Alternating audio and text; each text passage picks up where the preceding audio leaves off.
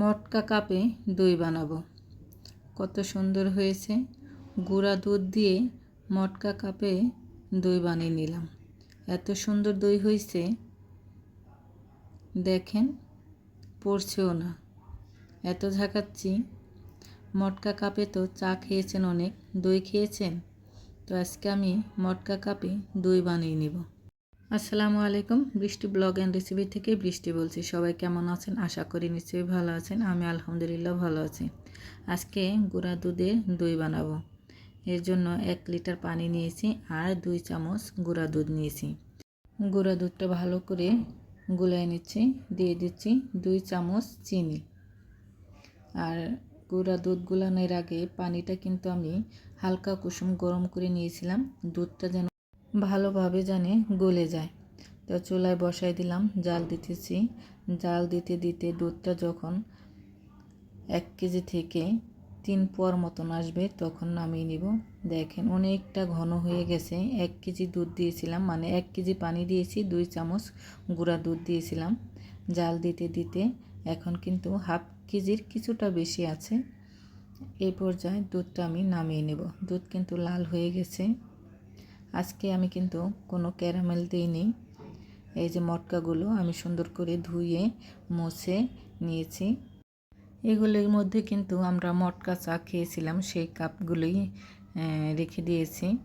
আমাদের বাসার পাশে মটকা চা বিক্রি করে, তো ওখান থেকে কিনে এনে খেয়ে থাকি। তো কাপগুলো সুন্দর করে আমি দই দিয়ে মাখিয়ে নিচ্ছি। দই বানাতে গেলে কিন্তু দই লাগে। আগে থেকে ঘরেই দই ছিল, সেই দইটা দিয়েই কাপগুলি মাখিয়ে নিলাম। খুব সুন্দর করে মাখিয়ে নিয়েছি। তো আমার ভিডিওটি এখনও যারা দেখতেছেন প্লিজ লাইক দিয়ে ভিডিও দেখবেন। আমার ভিডিও যদি ভালো লাগে তাহলে আমার ফেসবুক পেজটা ফলো দিয়ে পাশে থেকে যেতে পারেন।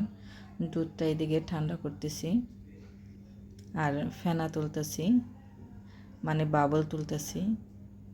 কেমন গরম দিব তো আঙ্গুল দিয়ে দেখতেছি, মানে আঙ্গুল দেওয়া যাবে কিন্তু বেশিক্ষণ রাখা যাবে না। এই অবস্থায় দুধটা আমি ঢেলে দিচ্ছি কাপে কাপে। এক এক করে সবগুলো কাপে দিয়ে দিচ্ছি। আমার ভিডিওটি যদি ভালো লাগে লাইক কমেন্ট করবেন, শেয়ার করবেন। আমার ফেসবুক পেজটা সবাই ফলো দেবেন। আর আমার ইউটিউব চ্যানেলটা যারা দেখতেছেন প্লিজ আমার ইউটিউব চ্যানেলটা সবাই সাবস্ক্রাইব করবেন।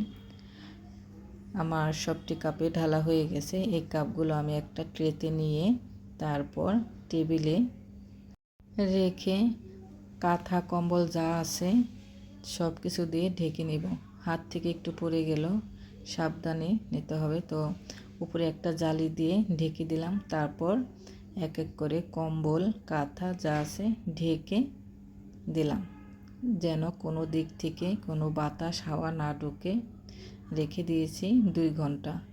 2 ঘন্টা পরে জমে গেছে। পরে আমি আবার ফ্রিজে রেখেছিলাম ঠান্ডা হওয়ার জন্য। দই কিন্তু ঠান্ডা ঠান্ডা খেতেই ভালো লাগে। দেখেন কত সুন্দর হয়েছে। আর দইয়ের কালারটা একটু সাদা আসছে, কারণ আমি ক্যারামেল দিইনি এর জন্য, কিন্তু খেতে অসাধারণ হয়েছে। গুঁড়া দুধ দিয়ে দই বানালে কিন্তু খেতে খুব ভালো লাগে। গুঁড়া দুধের একটা ঘ্রাণ আছে। দেখেন কত সুন্দর হয়েছে। গুঁড়া দুধের দইটা কিন্তু বেশি টাইট হয়, মানে শক্ত হয়। আর গরুর দুধ দিয়ে দই বানালে ওটা একটু নরম হয়, শক্ত হয় কিন্তু একটু নরম হয়। আর গুঁড়া দুধের দইটা কিন্তু বেশি শক্ত হয়। আর খেতে কিন্তু দারুণ হয়েছে। দেখেন এত শক্ত হয়েছে। আর আমি দেখাচ্ছি, দেখেন উপর করছি, পড়ছে না। ঝাঁকাচ্ছি, কোনোভাবেই পড়ছে না। হয়ে গেল আমার মটকা দই। তো সবাই ভালো থাকবেন, সুস্থ থাকবেন। দেখা হবে নতুন আর একটা ভিডিওতে। ভালো থাকেন, সুস্থ থাকেন। ভিডিওটি কেমন লাগলো কমেন্টে জানাবেন। আল্লাহ হাফেজ।